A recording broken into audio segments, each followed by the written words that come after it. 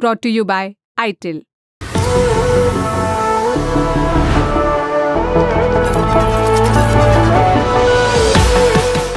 विकास यादव भारत सरकार के पूर्व अधिकारी जिनकी अमेरिका को तलाश है। विकास के ऊपर खालिस्तान समर्थक आतंकी गुरपतवंत सिंह पन्नू की हत्या की साजिश रचने का आरोप है।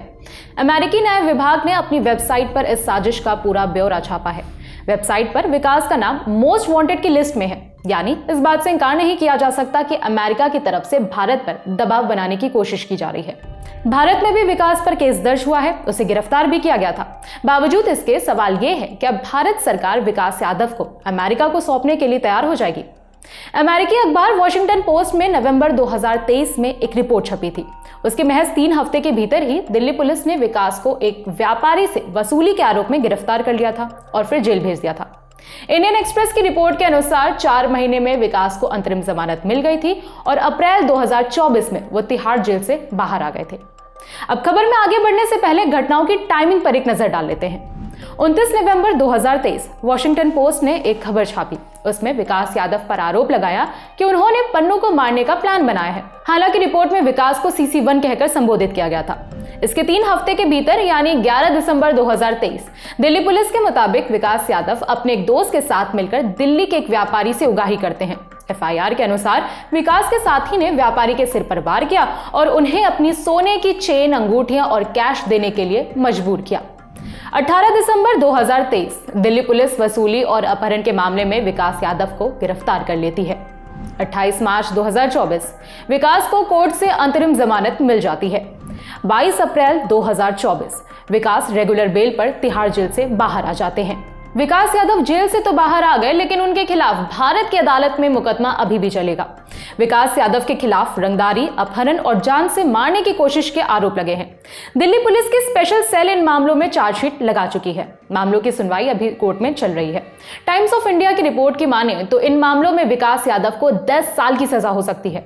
अब ऐसे में विकास को प्रत्यर्पित करने यानी कि अमेरिका को सौंपने में लंबा वक्त लग सकता है। भारतीय प्रत्यर्पण नियम 1962 के अनुसार भारत में किसी अपराध के तहत सजा काट रहा कोई व्यक्ति जब तक सजा मुक्त नहीं हो जाता या उस पर लगे आरोपों से बरी नहीं हो जाता, तब तक उसे दूसरे देशों को सौंपा नहीं जा सकता।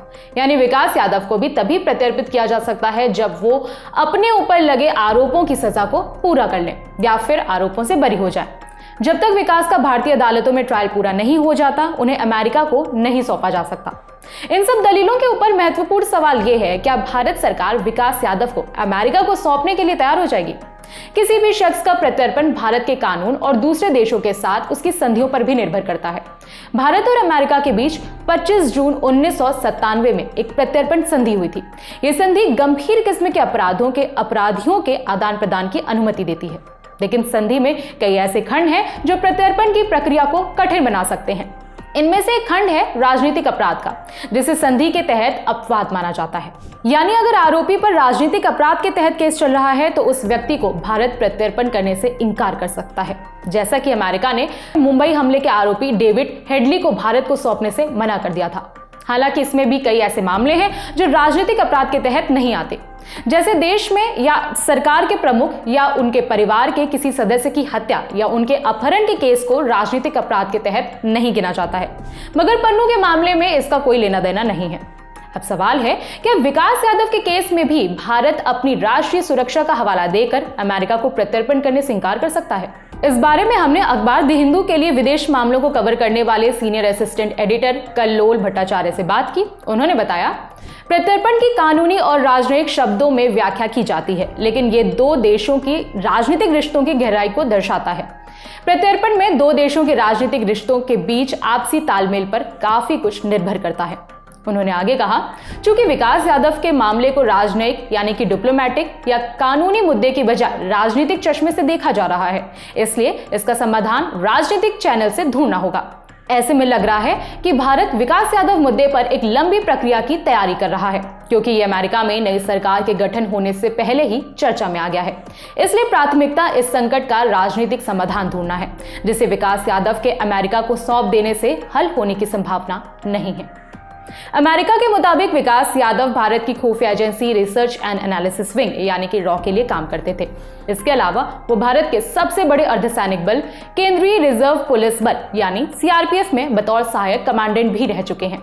अमेरिकी जांच रिपोर्ट में विकास का पता हरियाणा का प्राणपुरा है। वहां रहने वाले विकास के परिजनों ने अमेरिका के आरोपों को सिरे से खारिज कर दिया है। समाचार एजेंसी रॉयटर्स की रिपोर्ट के अनुसार विकास की मां ने अमेरिकी रिपोर्ट पर संदेह जारी किया है। उन्होंने कहा, अब इस बारे में मैं क्या कह सकती हूँ, मुझे नहीं पता कि अमेरिका सच बोल रहा है या फिर झूठ। मेरा बेटा देश के लिए काम करता रहा है।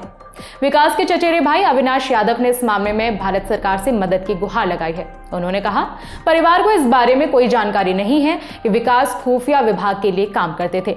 वो कभी भी इन चीजों के बारे में नहीं बताते थे। हमारे लिए वो अभी भी साल 2009 से सीआरपीएफ के लिए काम कर रहे हैं। उन्होंने आगे कहा, हम चाहते हैं कि इस मामले में भारत सरकार परिवार की मदद करे। सरकार को हमें बताना चाहिए कि क्या हुआ है। वहीं सरकार का कहना है कि विकास यादव अब भारत सरकार के कर्मचारी नहीं हैं। हालांकि सरकार ने अभी तक अमेरिका के जस्टिस विभाग के आरोपों पर कोई प्रतिक्रिया नहीं दी है।